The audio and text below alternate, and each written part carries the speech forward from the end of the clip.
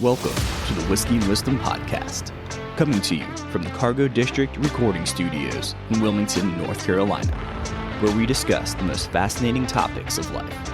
I'm Tyler Yaw with my co-host, Chris Kellum, and each week we interview a special guest to learn how they acquired their wisdom over a glass of whiskey. So, sit back, pour yourself a glass, and enjoy Whiskey and Wisdom. Welcome back.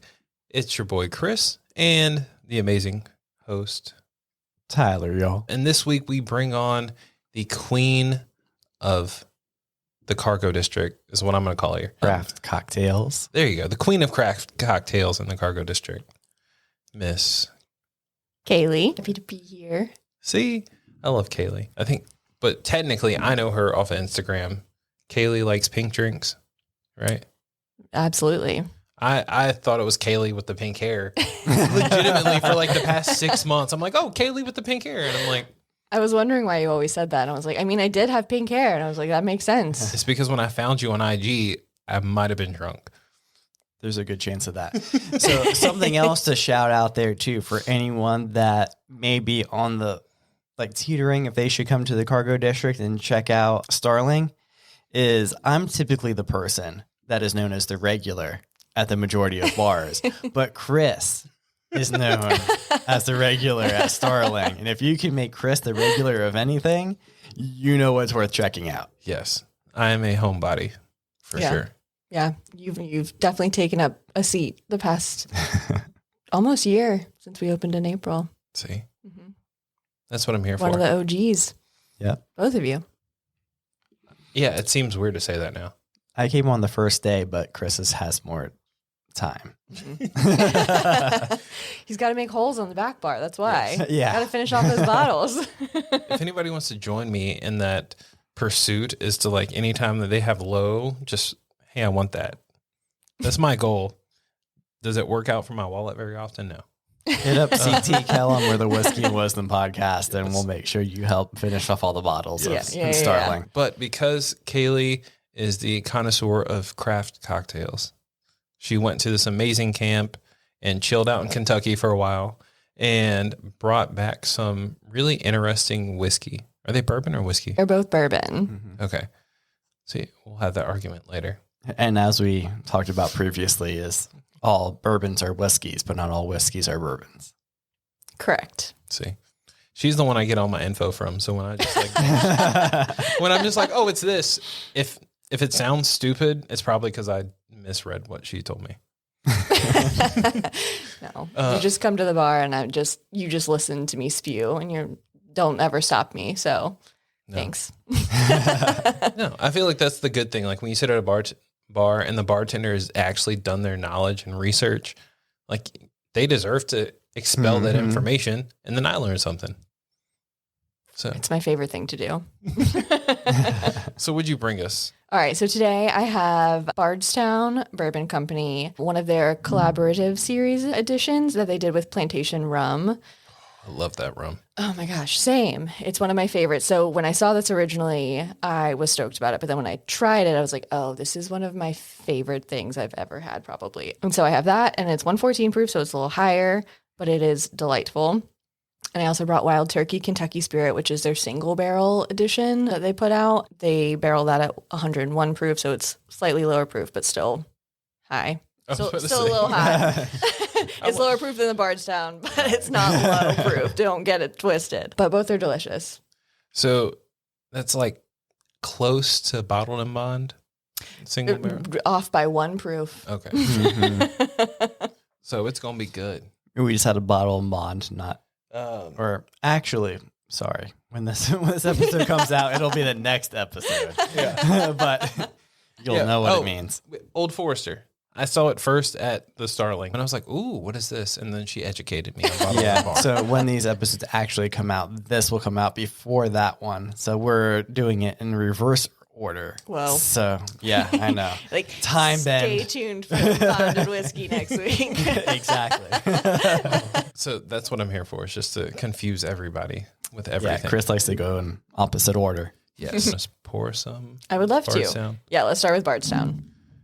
I'm going to let her pour because I'm horrible at doing this. Because Chris will load it up to the top. Will you do me a favor and pull that off, whatever that is? Yeah. We've established today that I am the intrapreneur for the I guess podcast. So. Chris is just here to solve issues. Yeah. Chris has also not drank as much as I have today. So.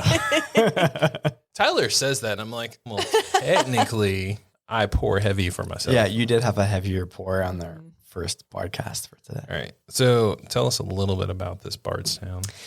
So Bardstown is a new distillery out in Kentucky. They haven't even put out their own juice yet, essentially, because they've been aging it. So they've kind of mastered this blending technique that a lot of like Canadian whiskeys do. Scotch is master blenders, but Bardstown, that's like how they've been supplementing their income, is that they got really good at blending whiskey. So this is one of the collaborations they did with Plantation Rum. Sorry, I'm going to spill this everywhere. And they took no shortcuts in that usually when you finish something in a rum barrel or any, seasoned barrel, they like wash out the whole barrel first. Bardstown didn't do that. They paid the extra tariffs to keep like a gallon or so of rum left over in the barrel when it got shipped over to Kentucky. So you actually really get this like beautiful rum flavor, even though it is Kentucky bourbon. And so that they finish it in it, and it's just absolutely fantastic. They knocked it out of the park. Très magnifique. Yeah. And there's a signature on this one too. There is a signature. I got the master distiller to sign it when I went up there, and their distillery is gorgeous. It's huge and it's beautiful and it's green, and it's one of the prettiest places I think I've ever been. And then there was also really good booze there, so that was lovely. This is a random question, and I don't know if this will make the podcast or not, but if it does, then like congratulations, podcast. It's made it. For as whiskey podcasters, for Chris and I, do you think we would qualify for Camp Run-A-Muck? No, Damn. unfortunately. And well, I mean, like, I knew Yeah. that answer in general. I figured I knew the answer too, but it was worth asking. yeah, they definitely try and stick to like bartenders and like hospitality professionals. Yeah. But they do so much cool stuff. Like, it's not just camp that is like part of that. They have like their parent company is called Lush Life, and they do like Portland Cocktail Week and a bunch of other really amazing like bartenders weekends and stuff. And there's always ways to get involved with that, even if it's not necessarily going to Camp Run-A-Muck. Okay. Yeah. So for all the people that are listening that are part of the hospitality industry and the bartenders, Camp Run-A-Muck. Yeah. I Sign cannot. up. Applications are out right now. Cannot emphasize how amazing it is and how much I loved it and how much I learned there. So, as per usual, I got to give you that quick run back. It's a 10-year-old Tennessee bourbon finished for 22 months in the plantation rum barrels. Oh, it is a Tennessee Yeah. whiskey. See, master blenders. That's like this isn't their, like, they did not distill this whiskey. Yeah. So they're importing and buying it all, and they go out and taste it and make sure that they like it, and so they can claim it as a Right. But it should have some orange peel, allspice, cinnamon with banana bread and rich caramel. Oh, my favorite is the apple crisp and molasses should be on those tasting notes. I get the orange on the nose at least. So, yeah, Oh yeah, for sure. let's cheers it up. Cheers. That's good. She's spicy. Yeah. Definitely spicy. I feel like if I could describe Kaylee as a drink, that wasn't... I'm honored by that.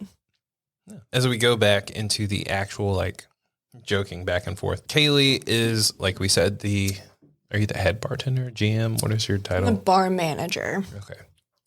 Do you like that little like voice? It's like caught up all in my throat. It's so good. Mm-hmm. Love it. So she's the I bar like this a manager at lot. the Starling. Tyler's all... I like this a lot. Good. I Yeah. had to look and see what the What label is was this like. again? Yeah. I'm burning your brain. Yeah. And she's curated a lot, if not most, like 86% of the drinks on the menu. Yeah, I definitely play a significant part in creating the cocktail menu, and I do rely on my other amazing bartenders to, if they have something they're passionate about and want to put on the menu, they absolutely can. I never feel like I want to put that pressure on anyone, but yes, a lot of it is me currently. Yeah. No, I mentioned that because we're hitting a point in year 2. Technically, we're going in year 2, and we'd love to bring somebody on a recurring role to come back, show us some more whiskey, help us learn some things. Because I hear in the internet of things out there that people would love to hear and learn more from us on the podcast. Mm-hmm. So we're not going to get the full story of Kaylee today. we're just chatting, loving life, kind of like when we had Catherine on. Yeah, and then we'll also notice too, or I guess you all will notice too, that there's going to be a video series, I guess you could say, with Kaylee and the Starling, and showing everyone what it's like to create cocktails as Chris and I show you that we are not bartenders. So the hashtag you will notice at the bottom of these things will be hashtag not a bartender with Kaylee, who's 100% a bartender and expert in what she does. So teaching someone who doesn't know what they're doing. Yes. So that'll be fun too, teaching someone who knows nothing about being behind a bar and why each spirit is inside of the cocktail and how to actually create and craft a craft cocktail. Yep. So she was not lying. This thing is spicy.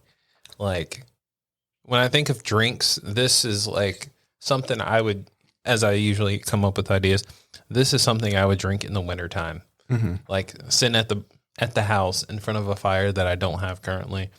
Like, it's just, it warms you up.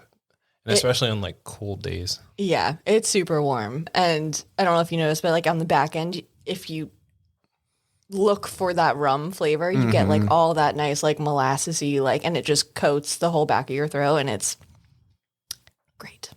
I don't know what the mash bill on this is, and you might know more than me, but it almost kind of what Chris said. It's kind of spicy, which kind of reminds me of like a rye, but I know it's not rye heavy because it doesn't remind me like a rye, but it almost has a good rye finish to it. It is 84% corn, 8% rye, and 8% malted barley. Never would have guessed that in a million years. Yeah, but there's allspice in it, which definitely gives it a... Sure. So since it is a bourbon, I knew it was going to be at least 51% corn, but I knew it was going to be closer to 60, but I never would have guessed it was going to be 80 something. Yeah, that's not unusual, but I wonder, because it is technically juice from Tennessee, and I lovingly refer to whiskey as juice. I'm so sorry. That is what I mean when I say that. If they did a charcoal filtering process, or if that's playing any part into the outcome of what is in this bottle. Can you explain what a charcoal finish is? It's a filtering process that like Jack Daniels or like George Dickel use, where a lot of like, if you've seen it on a bottle that says unfiltered, that means that they don't do any sort of process for it, but it's essentially just filtering through charcoal, which removes any impurities and gives you a different flavor.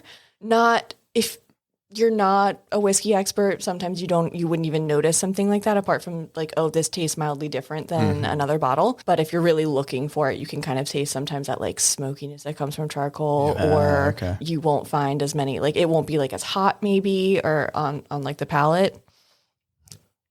So it's activated charcoal.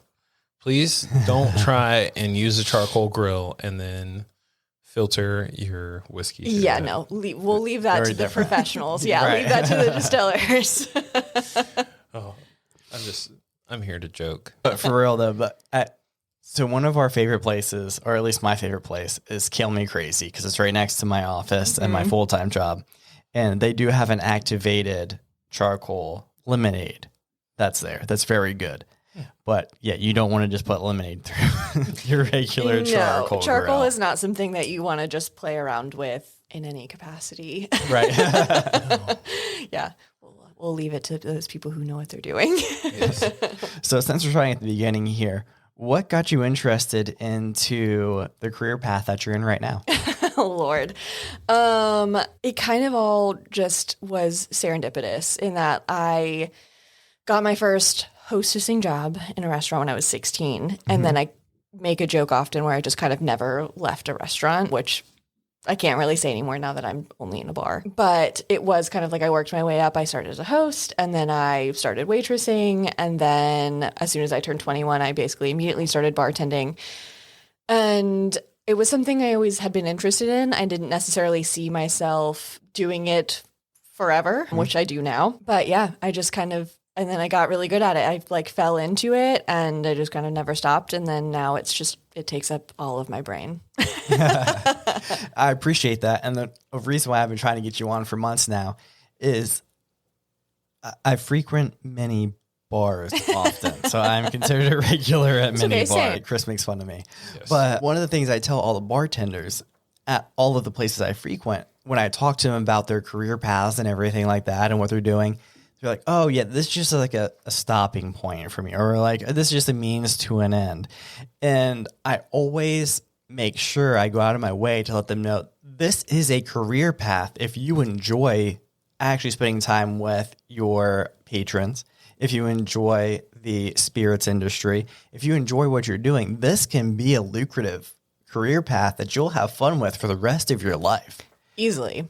And that's another reason why I wanted to bring you on, is because you've done a very good job of making sure everyone that knows that stops at the Starling that you love what you do. Yeah. And then even the people that work underneath you and that work on beside you, you feel that energy from them as well too. And even if it is a means to an end for whoever works with you, you feel the energy from them. So that means a lot. And especially as a patron, I don't know about everyone else, but I know for me and Chris, like, we tip higher for that.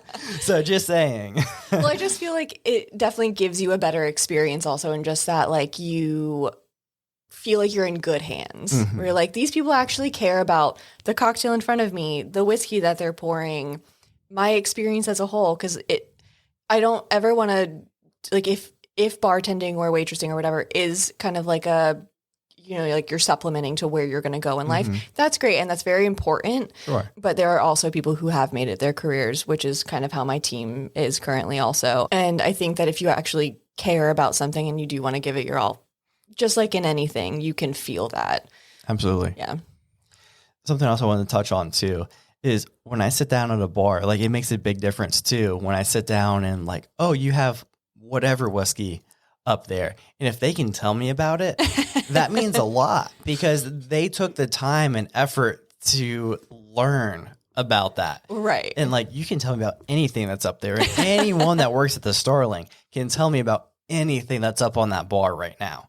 Yeah. And that's incredible. Cause like, oh, hey, I haven't seen that before. Like, what do you know about that? And they can go through and be like, oh yeah, this is this, that, and the other. Right. And that's really cool. And especially as like a whiskey lover, as Chris and I are. And I think that says a lot about why Chris shows up a lot and why he's considered the regular at the Starling more so than I am. Yeah, definitely. Yeah. I mean, education is super important to me. And both of y'all know that I will go on like a whole tangent about whiskey or cocktails or spirits in general to anyone who will listen. And so that starts with my bar staff. Right. Where they're like, okay, we get it. You can stop talking now. But yeah, education is very important. And my staff just exemplifies that every day. So where did your love for knowledge come from? Does that make sense? Yes. I think it just kind of dates back to wanting to be the best at anything that I do. And so anytime I would do anything, I wanted to know all about it. So the most fun thing that I've ever wanted to know about is definitely spirits and cocktails. Not Pokemon? Not Pokemon, no. I did get into Pokemon Go for a long time, and I did get very into it. Okay. I went hard. So again, like, just kind of proving my point where it's like, if I'm going to do something, like, I want to really know what I'm doing. And then it helps when you also fall in love with it too, which is what I did with bartending. Which makes sense. Sorry. And for those who are too young, the reference was, I want to be the very best. Ash Ketchum did retire this year. He will no longer be the lead of the Pokemon series, unfortunately. Wow. Yeah. I was real depressed. Okay, not actually depressed. I saw a You can meme. be depressed. It's okay. I saw somebody the other day post something. They're like, Ash Ketchum is not going to be the. I was like, wait, I haven't watched Pokemon in like 20 years, but yet I still care about this fact. I was like, yep, that sounds about right. That is the joys of being a millennial. Truly. So, enjoying life, learning things.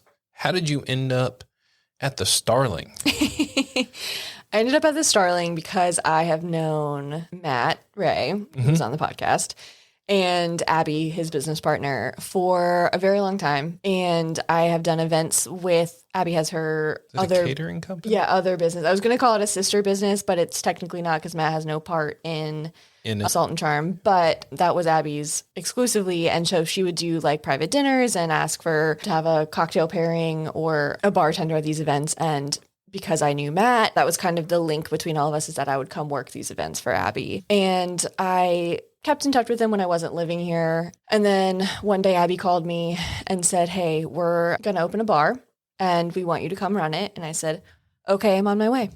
You're like, I'm on my way. Literally, yeah. I love it. And because you've taken over kind of building up the menu, and this is, spoiler alert, we're enjoying life and we're going to be releasing some fun stuff, like Tyler said, video-wise. What was the first drink you came up with? Like ever, or for the Starling? For the Starling. Both. I want to know both. So we'll go with when you came up with a drink off. What was the first one you made up? The Starling was the first cocktail that I knew I wanted on my menu. Okay. When Matt and Abby told me the concept that they wanted to open a whiskey and wine bar, because Matt loves whiskey and Abby loves wine, I knew my first thought immediately was in New York Sour and playing sort of into that. And so I created the Starling, which originally started as more like a summer seasonal, like spring, summer seasonal cocktail with Elijah Craig bourbon, a pineapple and honey syrup, Blanc vermouth, and a Pinot Noir float, and then transformed into apple cider over the winter season. Wait, you added apple cider into it? Yeah, into the Starling that exists right now. Ah, Yeah, I haven't tried that yet. you just tried it. There was an apple cider in that. Yeah, it was apple cider and honey. Sorry, my brain was like, wait. I was like, wait, hold up. So going back and like, does it matter what whiskey wine pairing you use to make that? Was like there a reason why you picked Elijah Craig in the Pinot Noir? Yes, I wanted to use Elijah Craig. First of all, because I knew I wanted to use something from the Elijah Craig lineup as like a staple there, because it's the grandfather of bourbon. Like Elijah Craig has, like, everyone knows Elijah Craig, yes, and has seen it on a back bar. And the Pinot Noir, when you're floating wine in a cocktail, you don't want it to be too overpowering, which can often happen with something like a Cabernet or like a Mencia or something like really big and bold that has a huge body and ton of flavor. So something like a Pinot Noir is going to float nicer and give more subtle of a flavor, just viscosity wise, even, just because it is not so textured. Huh. Yeah. I would have never known that. That's why I invite you on here. Science, baby. Science. And so then, wait, what was the first drink you actually made, not for the bar? Well, I was going to tell you about my my OG pink drink. I have no idea what the first cocktail I ever I want to hear about this pink drink. So it actually is because of Abby McGee. It was one of the events that we were doing. Okay. And I made a drink called Pink Ambrosia, and it was delicious. It's like pink peppercorn infused tequila. Delightful. Campari, probably some sort of citrus, and aquafaba, which is like a vegan alternative to egg whites made with chickpeas. Yeah. And I think I probably put some soda in there also. Either way, it was very vibrantly pink, and I posted it on Instagram, and I was really proud of the cocktail. It was delicious. And everyone was like, you make a lot of pink drinks. And I never really thought about it, but that was like the one that stemmed it. And I put several variations of it on cocktail menus over the years, but that was the pink drink that started it all. So will it be making a return for the summer menu? It's been in my mind for sure. Yeah. Because I know you guys, like, typically you update your cocktail menu seasonally, for at least. That's why I was like, ooh, I wonder if it's going to show up for summertime. Because that sounds like something you would drink like when it's warmer outside. Definitely, yeah. It is. Pink peppercorn in general always just has such a summer vibe to it because it's so citrusy. But yeah, we might have to bring that bad boy back. I'm excited. Yeah. We'll bring that back when the third level opens up. Yes. When the rooftop opens, it's going to be a glorious day. Oh, and we're all just going to be standing up there like, wow, this is great. This finally happens. Hopefully with tequila in our glass or whiskey. I can give you whiskey too if you'd like. And like we mentioned, Kaylee will be back on, hopefully as a regular occurrence, because she does bring so many insights when we mention herbaceous and talk about different like random drinks. It is because Kaylee has brought them to my attention and has totally just blown my mind with combinations of things. And I will promise you, I will not be having chartreuse on the podcast. It That's might not true. show up. I was going to say, that's not true. No. One day. Not on the podcast. We'll put it in a cocktail. We'll make cocktails on the podcast with chartreuse in it. I'm going to make you like it. We're going to get you there. You're also trying to think that I'm going to love Jaeger and don't That's know. absolutely going to happen too. No. We're okay with that. No, Jaeger is just like an Amaro. It's just German Amaro that sometimes people put in Red Bull and ruins it for the rest of us. Correct. Or you take it as a shot on your birthday on top of the other 6 drinks you had. That's a you thing, not a Jaeger thing. I'm just saying. I love, like, it was interesting. And I'm like, ooh, this is fancy. But do I need it in my life? Yes. Maybe. I should have brought Jaeger on the podcast today. I would have vehemently argued no against that one. So bad. Next time. Okay, I'm down for the next one. Yeah. You have a lot to do today, but next time We do. end the day with it. So this episode is a short but sweet because we're just introducing you guys to like I said, the queen of craft cocktails in the Cargo District. And I think it's just kind of fun to just every once in a while throw in a short one. Yeah. But keep an eye out. Like Tyler said, we will be introducing a video here or there somewhere whenever he gets to edit it, because my computer dies every time I try and edit anything. Every single time. Hate that. Yes. But we will be trying this Wild Turkey Kentucky Spirit, which is a single barrel, next time. And I will also be getting Kaylee to explain single barrels. Because we've had it a few times on here. Yeah, I'm sure. Yeah. At least twice. I'm just looking back at like what we have behind us. Yeah, that's also something we're looking to add is like a full video form. Yeah. Also requires Tyler.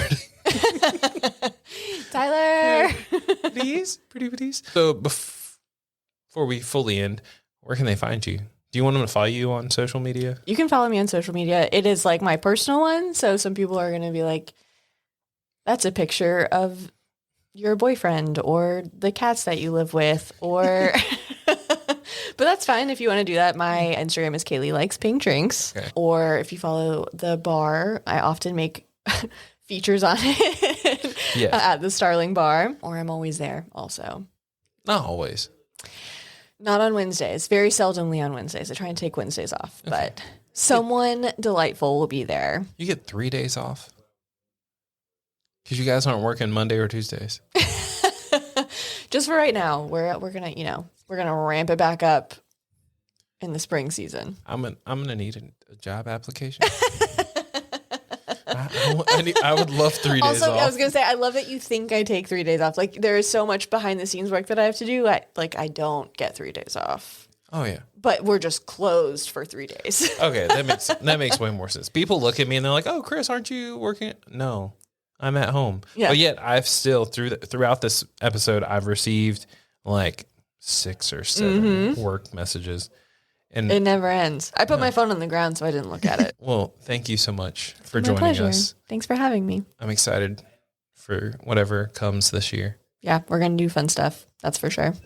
It'll be fun. Yeah. I'll make sure to be less rigid next time we record a video. for the Oh, podcast. yeah. We'll get you comfy behind the bar. Don't worry. I can't be. Do you remember when you asked for a job application? I can't be 4 drinks in when I'm behind the bar.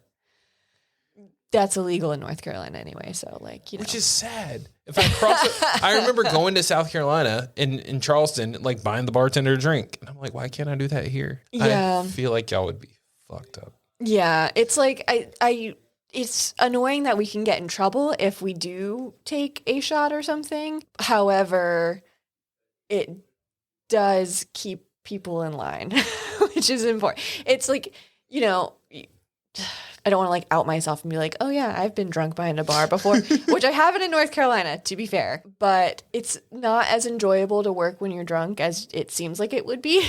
You're just kind of like, I actually just kind of want to sit down and keep drinking. I don't want to be working anymore. Ipso facto, that is how you get fired. When you sit down and just start making jokes. I've heard of this. Yeah, I've heard of that phenomenon. Oh, I love it. But yes, thank you so much, Kaylee. High fives. It's been great. Thanks for coming on and for bringing on this Bardstown Plantation. Yeah. What is this series called? This is their collaboration series. Collaboration series. Bardstown Bourbon Company. It was their collaboration with Plantation Rum. And Bardstown is actually coming out with their own whiskey, releasing this year at some point. I think it already has in Kentucky. We're waiting on it to get allocated and all that fun stuff that comes with being in a control state. But I have had the opportunity to try their own whiskey that they have made in-house and have waited to age 6 years. And it is fabulous. And I would love to get my hands on it and bring it and have you guys try it with me. Oh, I'm totally trying it. Yeah, absolutely. I'm also.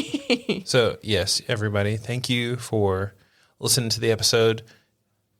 Keep an eye out for all the fun, interesting things we'll be adding onto the season. And if you ever want to buy me a drink, there's a really nice owl at the Starling that you can just be like, hey, put that on my tab and let Chris have it next time he comes in. I actually need someone to do that for you so you can stop talking about it. Please. I think it's the buildup is what makes it so much better. Yeah, 100%. Yes. That's what she said. Cheers.